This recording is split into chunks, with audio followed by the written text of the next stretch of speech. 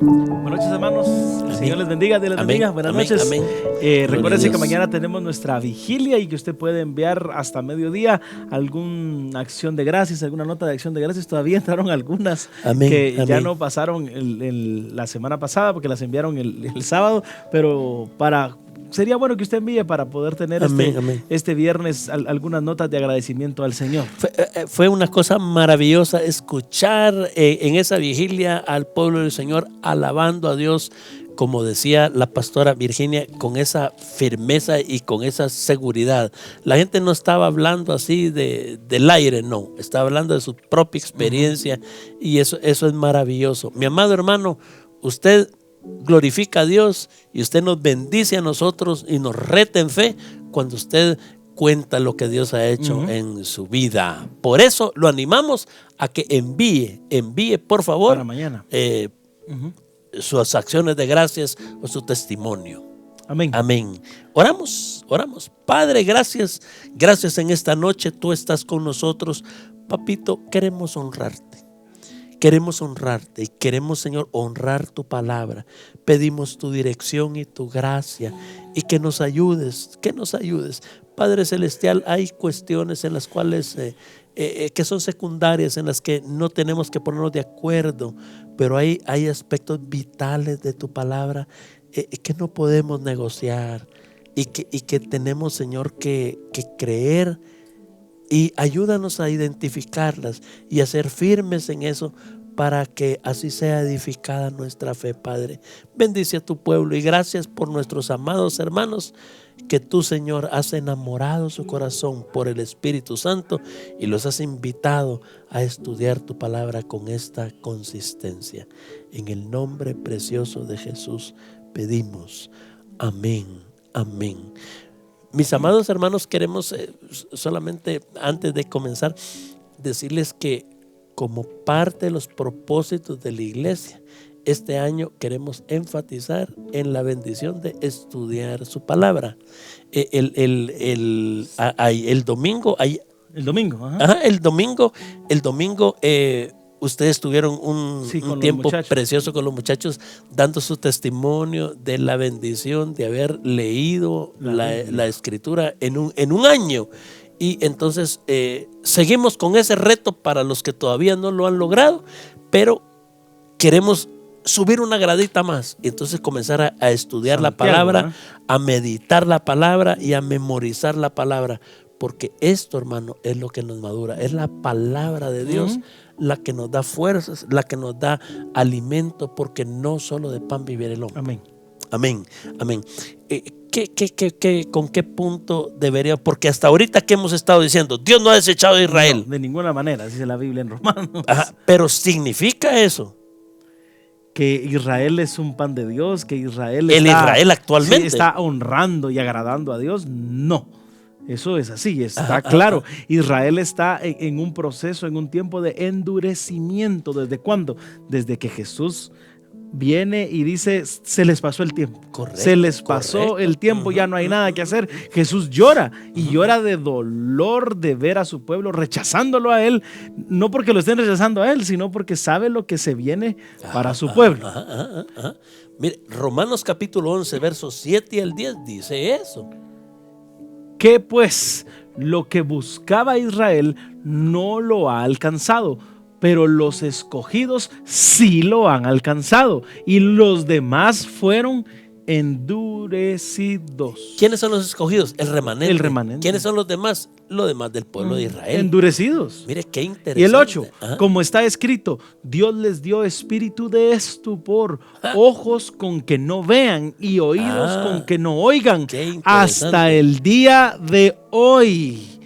El versículo 9. Y David dice, se ha vuelto su convite en trampa y en red, en tropezadero y en retribución. Wow. Se han oscurecido sus ojos para que no vean y agóbiales la espada para siempre. ¿Qué porción para siempre habla de la condición espiritual de Israel? Ojos oscurecidos, no van a ver, no van a oír, no y van a poder. agóbiales la espada para siempre. Aquí Pablo habla de la razón por la cual Israel se encuentra en este estado actual de incertidumbre, de incredulidad. ¿Qué buscó Israel que no obtuvo? ¿Y qué significa que ellos estaban endurecidos? El primer error de Israel fue creer que podía alcanzar la salvación por medio de sus obras. Los judíos trataron de llegar a ser justos por guardar la ley en vez de creer por la fe. Empezaron a hacer rituales y rituales y rituales y a creer en los rituales nada más. Qué interesante eso. Y eso no es que Dios me lo revela. Ahí está la palabra, Romanos 9:32. ¿Qué dice? ¿Por qué? Porque iban tras ella no por fe, sino como por obras de la ley, pues tropezaron en la piedra de tropiezo. Óigame, mi amado hermano. Oye, Israel tropezó porque no iban por ello tras la fe, sino como por obras de la ley. Y cualquier hermano que hoy piense que por sus obras se le va a abrir el cielo, o que puede como coaccionar a Dios ofreciéndole cosas, ofreciéndole ritos. Sí, al final ritos totalmente. Y mira Romanos 10 todavía, versos 2 y 3. Porque yo les doy testimonio de que tienen celo de Dios, pero no conforme a ciencia. Porque ignorando la justicia de Dios y procurando establecer la suya propia, no se han sujetado a la justicia de Dios, establecer la suya propia. Nosotros hemos enfatizado en nuestra iglesia la doble imputación o la doble transferencia. Jesús me dice, dame tus pecados y yo te doy mi justicia. Y mire, hermano, vuelva a leer en ese contexto esos versículos. El 2 o el 3. ¿Cómo dice? Porque yo les doy testimonio de que tienen celo de Dios, pero no conforme a ciencia. Mira, pues, tienen celo de Dios, sí, pero no conforme a ciencia. Porque yo les doy testimonio de que tienen celo de Dios, pero no conforme a ciencia. Y el versículo 3. Porque ignorando la justicia de Dios. ¿Qué ignoran? La justicia de Dios. ¿Y qué promueven? Establecer la suya propia. Es que ese es el gran problema. Mire, mi amado hermano, es que esos evangélicos que dicen que no hay que portarse bien para ir al cielo. No, papito, hay que portarse bien para agradecer, honrar a Dios por lo que nos regaló. Pero para ganar algo, papito, portarte bien para ganar algo es caer en el error de los judíos. Totalmente. Porque buscan su propia justicia, no la justicia de Dios. La palabra de Dios enseña que la salvación es por fe solamente y no por obras de la ley. Israel, sin embargo, trató de ser salvo por guardar la ley. Trataron de llegar a ser justos por sus propios medios y no por medio de la fe. Como resultado, fallaron. Wow. ¿Cuál es el término griego para endurecimiento? Porosis, que encontramos en Romanos 11:25. Es una palabra médica y significa un callo que se forma alrededor de una fractura cuando se rompe un hueso. Cuando se forma un callo, esa parte del cuerpo pierde la sensibilidad y se vuelve dura cuando se rompe un hueso. Mira qué interesante. Por eso, imagínate, se rompe un hueso de aquí. Al sanar, el grueso de mi muñeca ya no va a ser el mismo. Es como que se calcifica y todo eso, queda ahí. Sí, porosis. No es de poroso. No. Porosis significa, hermano, endurecimiento. Miremos Romanos 11:25. Porque no quiero, hermanos, que ignoréis este misterio, para que no seáis arrogantes en cuanto a vosotros mismos, que ha acontecido a Israel endurecimiento en parte, hasta que haya entrado la plenitud de los gentiles. Dos cosas. El estado actual de Israel es endurecimiento. O sea, se insensibilizaron a Dios. Y total, así es el estado. Son duros. Mire, mi amado hermano, en la Constitución de Guatemala se menciona el nombre de Dios, en la de Israel no. El himno nacional de Israel no dice nada de Dios. Sí. No dice nada, solo es de la esperanza, pero eso no es Dios. Israel no se va a salvar por ser Israel, se va a salvar por la gracia de Dios. Es lo único. La verdad bíblica influye en las personas de dos maneras. Puede tener un efecto suavizante en el corazón si la recibimos ¿con qué? Con fe. Con fe, nos va a suavizar. O puede tener un efecto de endurecimiento si se rechaza. Mire qué interesante. Fíjese, hermano, si ponemos nosotros un pedazo de lodo al sol, el lodo se endurece. Sí, se vuelve. Pero si ponemos un pedazo de mantequilla, la mantequilla se derrite. Y eso no tiene que ver con el sol, que a uno se endurece y a otro derrite. No, tiene que ver con la naturaleza de lo que se expone al sol. No es que Dios me suavice a mí y te endurezca a vos. No, es la naturaleza de nuestro corazón. Y es la forma en la que la persona entiende, recibe, comprende las cosas. Porque si usted piensa en ritualismo, si usted piensa en obras, si usted piensa en que usted por ser bonito y bueno lo llamaron y lo escogieron, usted va a terminar endureciéndose. Mire, mi amado hermano, es una cosa espantosa estar expuesto a la verdad de Dios y no someterse a ella, ya que a menudo conduce a endurecimiento que produce muerte y condenación. Segunda Tesalonicenses 2:11 y 12 para entender esto que estamos diciendo. Por esto Dios les envía un poder engañoso para que crean la mentira, a fin de que sean condenados todos los que no creyeron a la verdad, sino que se complacieron en la justicia. En la injusticia. En la injusticia, perdón. Ajá. Leámoslo otra vez, a fin de que sean condenados todos los que no creyeron a la verdad, sino que se complacieron en la injusticia. Es de verdad, hermano, tenebroso tener la verdad enfrente. Dios les va a enviar un poder engañoso. Y endurecerse. Fíjate que aquí lo que quiere decir es un asunto espiritual. Fíjate que toda esta gente que anda tan desviada y desviando a otros, su problema no es capacidad, no.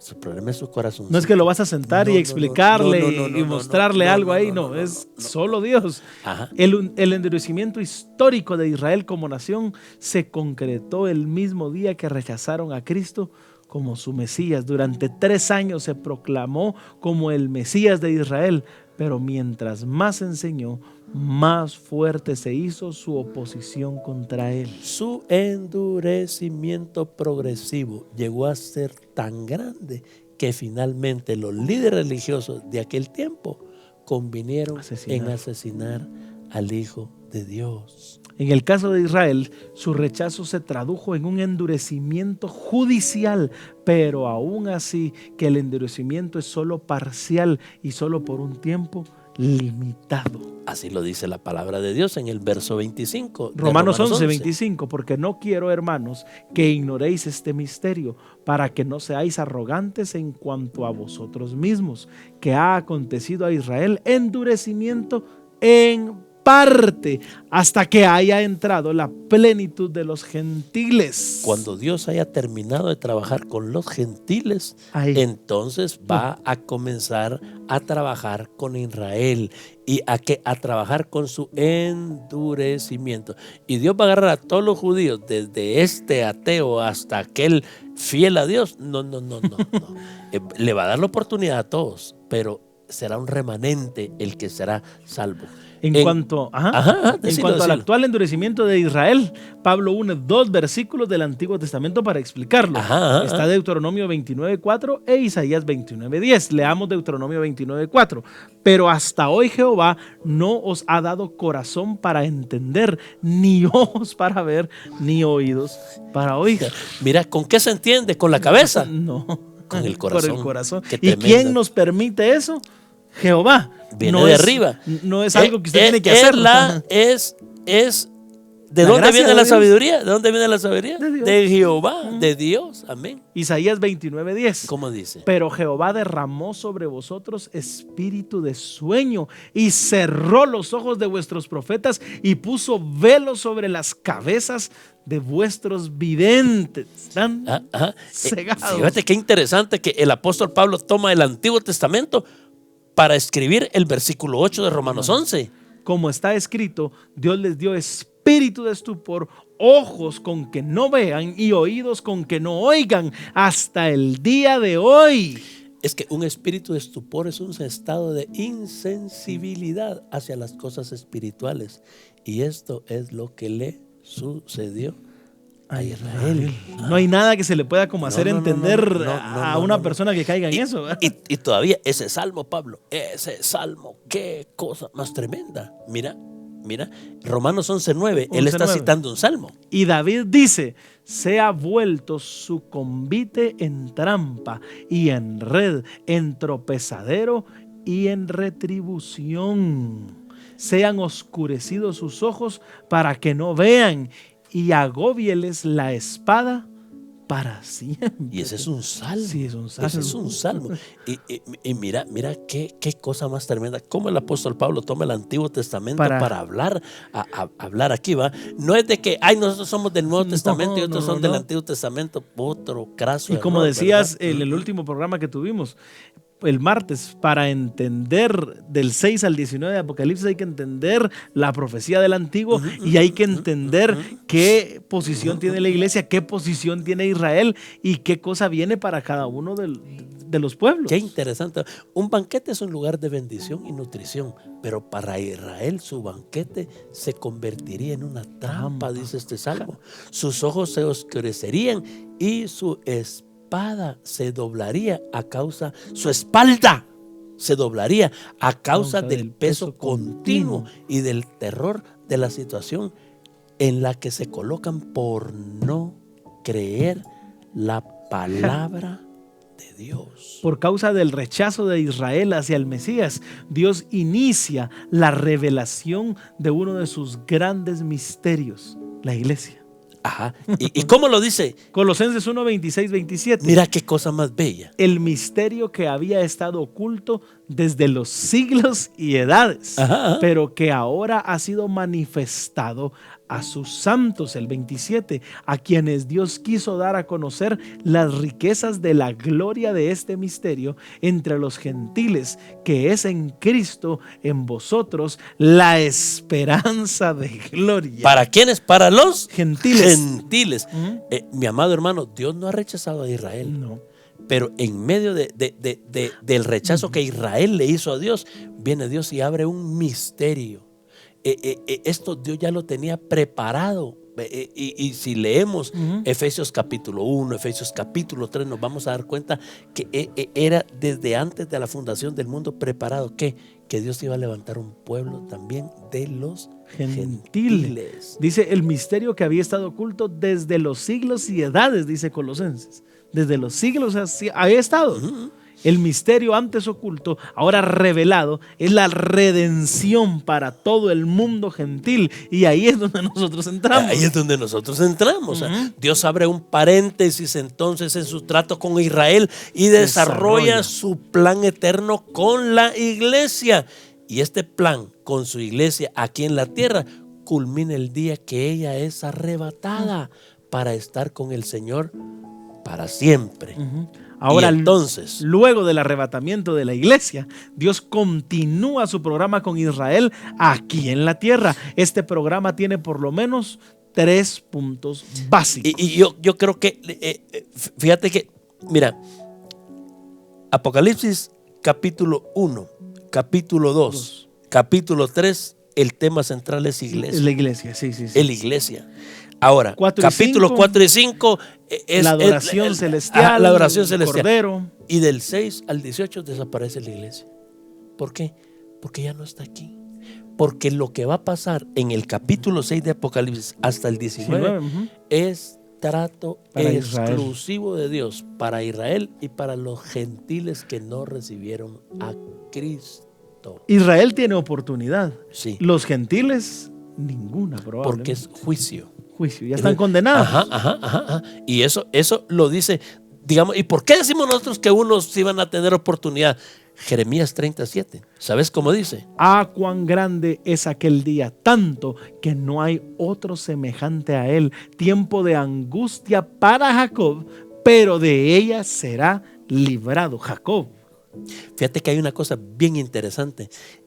La gran tribulación va a ser un periodo de gran angustia, pero también será un periodo de gran avivamiento para Israel y de gran endurecimiento para los gentiles, que dice que ni aún así creyeron, sino que maldicieron a Dios y siguieron en sus pecados. Vamos a seguir hablando luego de eso. Mi amado hermano, esto es interesante. ¿Cuál es el propósito? Que cuando entremos a capítulo 6 al 19 de Apocalipsis, entendamos quiénes son los que están sufriendo esa gran tribulación. Amén. Que el Señor les bendiga. Oramos antes de despedirnos. Amén.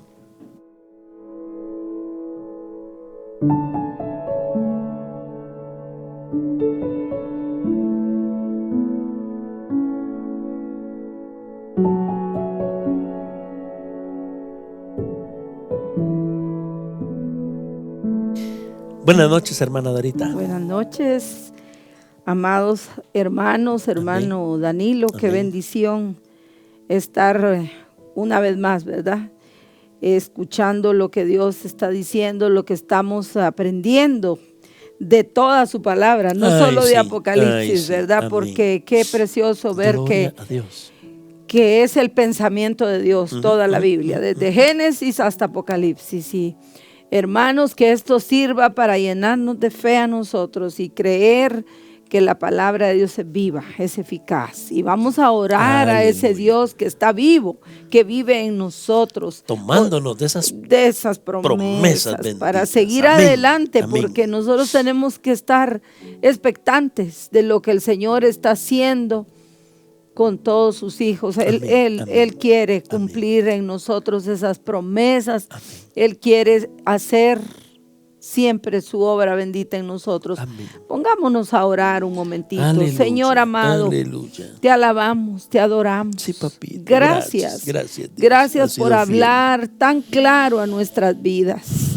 Gracias, Señor, porque tú en tu gran amor mandaste a Jesús a morir en la cruz, no solo por el pueblo de Israel, tu pueblo escogido, también por nosotros que somos gentiles, que alcanzamos, Señor, en tu gran amor, esa salvación. Había un lugar para mí. Gracias, Señor, porque nuestros nombres, dice tu palabra, están inscritos en el libro de la vida. Tú, Señor, con la sangre bendita del Cordero inmolado, nos limpiaste de todo pecado, de toda condenación, Señor, y nuestra fe está puesta en ti. Gracias, que nosotros somos tus hijos, que tú nos has perdonado todos nuestros pecados, porque, Señor, tu palabra dice claramente: cree en el Señor Jesucristo y serás salvo. Y nosotros hemos creído, creemos en ese Cristo de poder que nos cambió, que cambió nuestro lamento en baile. Él ha hecho nuevas todas las cosas. Porque de modo que si alguno está en Cristo, nueva criatura es. Hermano, hermana, tenga esa fe de que usted es hijo de Dios, es hija de Dios, que ya ahora estamos viviendo ese tiempo glorioso de la gracia de Jesús y podemos pedirle hoy. Dice Él que pidamos y vamos a recibir.